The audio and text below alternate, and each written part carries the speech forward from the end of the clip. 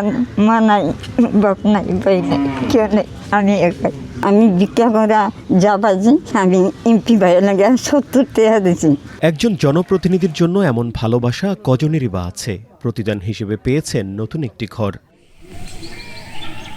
ঘটনাটি ময়মনসিংহের হালুয়াঘাট উপজেলার সীমান্তবর্তী নামচাপাড়া গ্রামের। এই গ্রামের ৭১ বছর বয়সী রিনা রিছিল কয়েক বছর আগে তার স্বামী মারা গেছেন। একমাত্র ছেলেও বিয়ে করে আলাদা হয়ে গেছে। জীর্ণ এই ঘরে একাই জীবনযুদ্ধ চালিয়ে যাচ্ছেন। দুমুঠো ভাত জোগাড়ের জন্য বেছে নিয়েছেন ভিক্ষাবৃত্তি। ত্রয়োদশ জাতীয় সংসদ নির্বাচনের সময় ভিক্ষা করে জমানো ৭০ টাকা তুলে দিয়েছিলেন স্বতন্ত্র সংসদ সদস্য প্রার্থী সালমান ওমরের নির্বাচনী তহবিলে। নির্বাচিত হওয়ার পর অসহায় এই নারীর কথা ভুলে যাননি এমপি।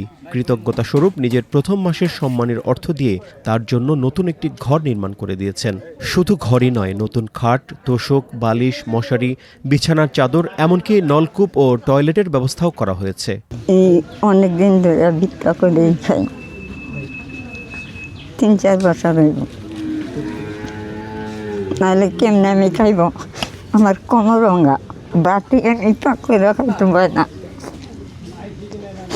সময়তে বেশি রঙ খিদা লাগলে রান্না খাই, আর নাইলে এই বই পরে খাই। আমি মুড়ি তুড়ি না খাইয়া পানি খাই।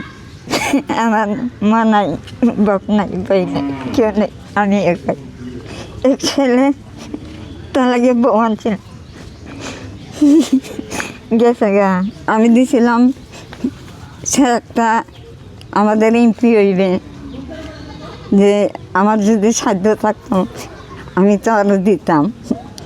আমার সাধ্য নাই, আমি ভিক্ষা করা যা পাইছি আমি এমপি ভাইয়ের লাগে 70 টাকা দিয়েছি। স্থানীয়রা জানালেন, দীর্ঘদিন ধরে কষ্টে ছিলেন রিনা। নতুন ঘর পেয়ে তার জীবনে স্বস্তির এক নতুন অধ্যায় শুরু হয়েছে। চলতো, ভিক্ষা করে চলতো, তারা এখন এমপি ঘর করে দিয়েছে, এখন ভালো চলে, খুব সুন্দর হয়েছে। এমপি রে দিচ্ছে 70 টাকা, যার এমপি যে ঘর দিয়ে দিল, সুন্দর ঘর। ও অনেক কষ্টই আছিল, ওর একটা ছেলে আছে, তারপরে ছেলে নাই এখন সাথে।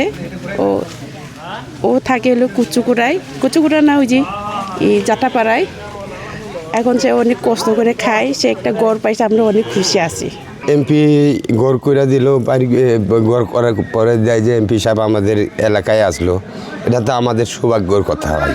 ভালোবাসার প্রতিদান হিসেবে এই ঘর নির্মাণ করা হয়েছে।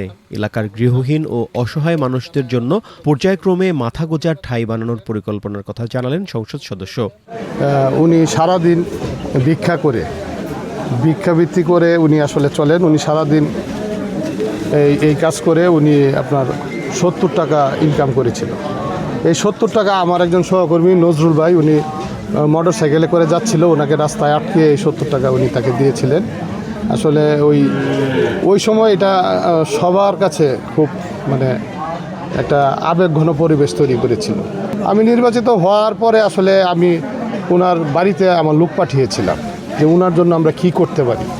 তো আমার প্রতিনিধি আসছিল, যারা আক্কাস ভাই আসছিল, রাফি আসছিল, মারুফ আসছিল, সুষ্ঠদা আসছিল, আলামিন সহ আরও অনেকে এখানে এসে দেখলো যে তার থাকার মতো কোনো ঘর নেই।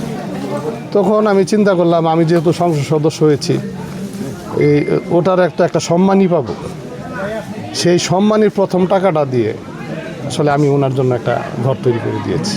আমি ব্যক্তিগতভাবে এবং সরকারিভাবে চেষ্টা করব আমার এলাকার একটা মানুষের জন্য গৃহহীন না থাকে। সীমান্তের জীর্ণ ঘর থেকে নতুন আশ্রয়। রিনার এই গল্প মানবিকতার এক অনন্য উদাহরণ।